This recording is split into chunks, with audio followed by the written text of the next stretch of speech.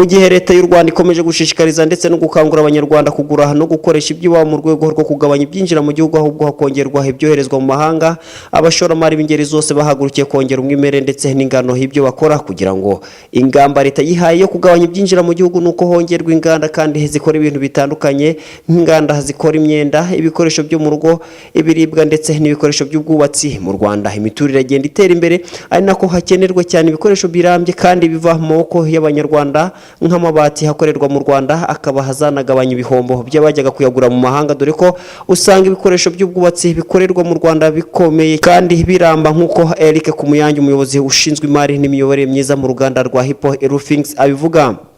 Nagira ngo bamenyeshe yuko uruganda rwa Hippo Roofings twebwe dusanzwe dukora amabati y'umwihariko dufite n'amabati abantu bamenyereye ku izina rya Dimac, n'amabati ya stone coated ariko abantu benshi bari basanzwe bazi ku izina rya Dimac aturuka South Africa cyangwa se mu Bushinwa.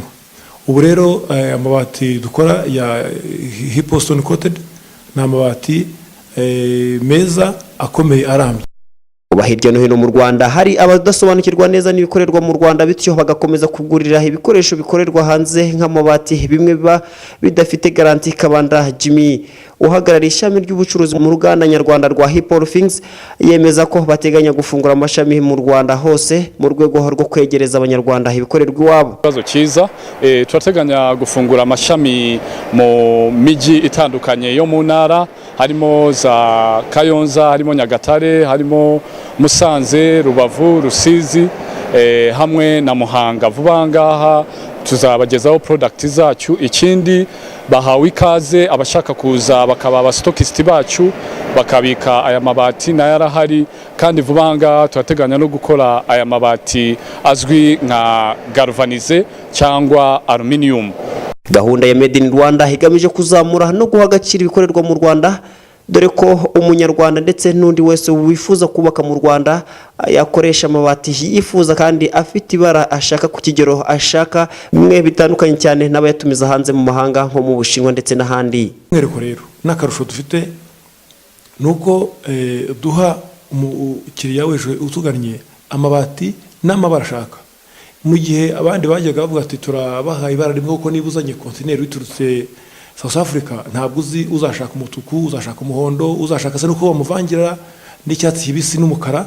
Twebwe akarusho twongeraho nuko umukiriya wacu aza akatubwira ati ndashaka yuko ririya ry'umutuku nimumvangiremo n'umukara. Umukara nawo tukavanga ku buryo butandukanye, dushobora kuvangiramo 50% bingana 20%, 30% bitewe nuko mukiriya bishaka. Gusa nubwo hari byinshi byakozwe mu gusigasira ubukungu bw'u Rwanda hongerwa ibyoherezwa hanze, abanyarwanda ntibaramenya umwimerere w'ibikorerwa mu Rwanda. Minisiteri y'Inganda n'Ubucuruzi ikaba ifite umukoro wo kongera ubukangurambaga mu Banyarwanda. Ibi bikaba byagarutsweho na Kabanda Jimmy mu ishami ry'ubucuruzi ubwo Clouds TV yasuraga uruganda nyarwanda rwa Hippo Roofings, uruganda rukora amabati. Made in Rwanda campaign abanyarwanda benshi nibarayimenya neza. Urugero nk'amabati dukora ya stone coated tiles azwi nka Dimac, ni amabati meza aramba atagira urusaku kandi ataremereye. Abantu benshi bava hano bakajya mu Bushinwa, bakajya muri South Africa, bagatakaza amafaranga menshi n'umwanya bajya kuyazana, kandi hano mu Rwanda hari uruganda Hippo rwabegereje izi produit. Rero icyo dusaba nka Minisiteri y'Ubucuruzi Minisiteri y'Ubucuruzi n'Inganda ni ukongera iyo campaign, abanyarwanda benshi bakabimenya kandi bagaha agaciro ibikorwa bikorerwa mu Rwanda. Urwego rw'inganda mu Rwanda ni rumwe mu nzego ziri gutera imbere cyane ugereranyije na mbere ya Jenoside yakorewe Abatutsi mu mwaka wa 1994, dore ko ubwinshi bwazo buzatanga umusanzu ukomeye cyane ku izamuka ry'ubukungu bw'u Rwanda, ubwo amabati yatumizwaga hanze azaba atakinjira mu gihugu ahubwo amabati nyarwanda koherezwa hanze, ubukungu bw'u Rwanda nabwo bukazarushaho kwiyongera ndetse abanyarwanda benshi bakabona imirimo nk'uko bishimangirwa na Eric Kumuyange ushinzwe imiyoborere myiza mu ruganda Hippo Roofings rukora amabati. Bizunganira cyane ku bukungu bw'igihugu kubera yuko aho kugira ngo uvuge ngo uragura amabati yakorewe hanze, twebwe tuyagura bazajya bayagura yakore hano mu Rwanda. Haracyarimo imbogamizi nkeya kuko birumvikana yuko matière première turacyazi kura hanze, ariko tukongeraho yuko byibuze tugabanya ibiciro kuko ibindi byakorewe hano mu Rwanda, umuriro, gaze n'abakozi n'ibyo dukoresha bya hano mu Rwanda. Nubwo inganda nyarwanda zitezwe inyungu nyinshi zirimo kuzamura ubukungu bw'u Rwanda no gukemura ikibazo cy'ubushomeri cyugarije benshi mu Banyarwanda, ngo haracyagaragara imbogamizi zishingiye ku buke bw'ingufu no kuba abakiriya bataramenyera aho inganda zikorera imasoro kugira ngo ibicuruzwa byabo bigurwe cyane ndetse n'inyungu yiyongere. Imbogamizi na ruganda rutagira imbogamizi zirahari. Urugero nk'uruganda rukorera hano muri Free Zone, abantu benshi ntibaramenya ko Free Zone hari inganda zikora. Usanga benshi yaje kugura agurira hafi nk'iyo ngiyo za Gikondo nabe yaza hano hafi kuko asa nkaho ari kure.